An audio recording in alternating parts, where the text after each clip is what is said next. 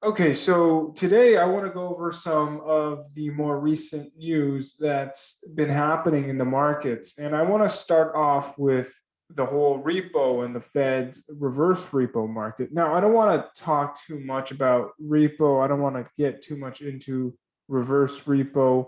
I could do that a little bit later, but right now I just want to kind of give my analysis, you could say, on some of the news that has been happening. And so, the big news now is that the Fed has been doing a lot more reverse repo than it has before.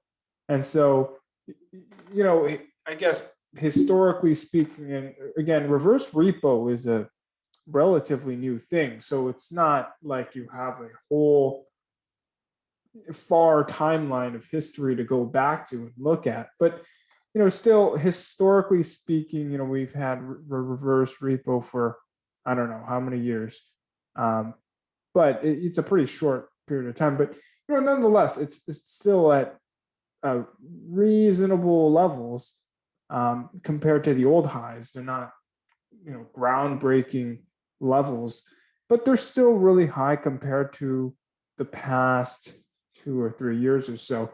And so that's been getting a lot of attention.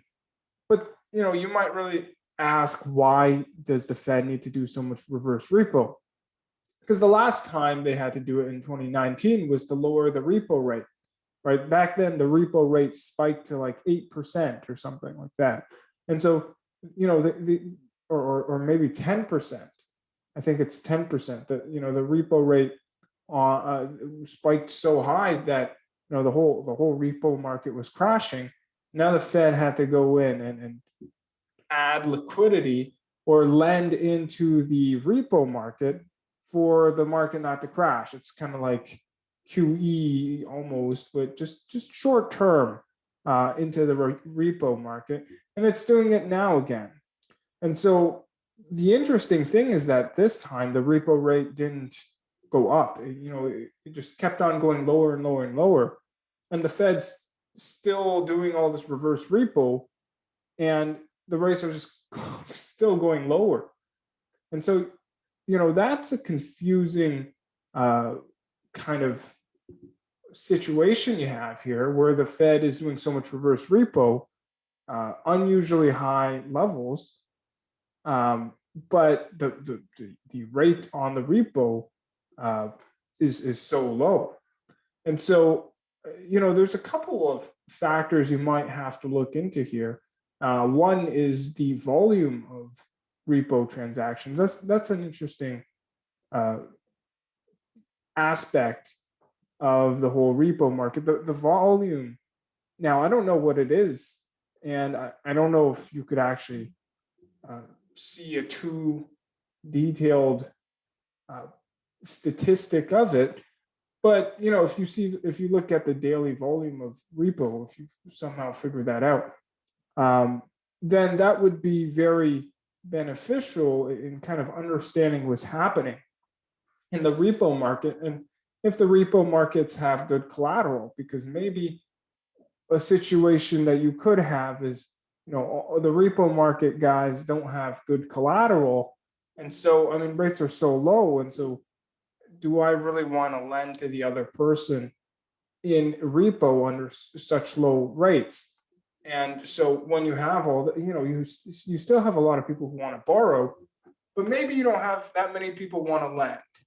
And so if you don't have that many people want to lend, and if you look at the repo market's volume fall, well, then that could be an indication of bad collateral or bad credit risk or high credit risk.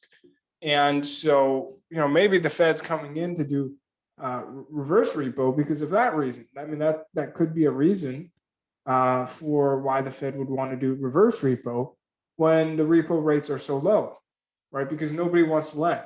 But at the same time, not I assume that must mean that at the same time, not that many people want to borrow, because if everyone wants to borrow, but at the same time no one wants to lend, well then interest rates on the repo in the repo market is going to go flying. But you have a situation here where, And again, I don't know the volume, but the repo rates, at least now, are still low. And so that's a very interesting situation we have here. But what I want to go into is a more interesting topic, and it's a lot less confusing and a lot less shadowy or hidden than or hard to understand than the whole repo system. And this is a lot easier to understand. And all you need to know to understand this is basically, I don't know, elementary school level math to understand this. And what it is basically, we had Janet Yellen here. She was talking about how I think the budget that the Treasury has to spend hasn't changed or hasn't increased inflation adjusted since like 2010 or something. So the US government's budget hasn't increased since 2010, inflation adjusted. So basically she's saying we need to spend more money because, well, I guess in that logic, it would make sense because we have a bigger GDP, so we can afford to spend more money. Yeah, it makes sense. But I think she's missing a key detail to that.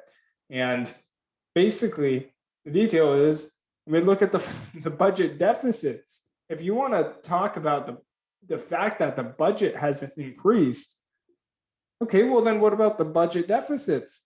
Those have increased basically to the moon, right? But that's like saying, your cup of water is not filled high enough, but then you have two cups. But so it doesn't even make sense because you have a base amount and then you have an extra amount going over that base amount, and that creates the total money you spend. And so she's basically saying, okay, well, the budgets, they haven't increased. So, but it doesn't even matter if the budgets don't increase, because if you're going to be running these fiscal deficits or these budget deficits all the time, well, then it doesn't even matter what the budget is. You're going to be going over all the time. And so increase it or don't increase it, it doesn't matter. Because what matters at the end of the day is how much money you spend. And again, all the money that the government spends is basically present or future taxation. And if you don't want higher taxes, which the bankers don't, because you just had Jamie Dimon say that if you have this global corporate tax system, well, then a lot of US companies are going to move to foreign countries. They're going to go offshore. And that makes sense. That's obvious, right? It doesn't require a genius to understand that fact. If you're going to tax someone higher, well, then of course there's a higher likelihood of them escaping to a different country to pay less taxes, and well, of course, legally too. And so they don't have to play all these expensive accounting games. They're probably spending, a lot of these companies are spending millions, I don't know, maybe billions. That's possible on accounting, just to avoid paying all these taxes. And so, people like Janet Yellen, and of course the government right now, the US government, and governments pretty much almost everywhere in the world want to spend more money, want to tax more. And does that work out too well? I don't know, but at the very least, well, first of all, I don't think it's going to work out well in the long run. And second of all, Janet Yellen's reason is just terrible. It's just a terrible reason to spend more money because, the logic makes no sense at all. If you're just going to look at the budget, but you don't look at your budget deficits to see how much you're spending, that just makes no sense.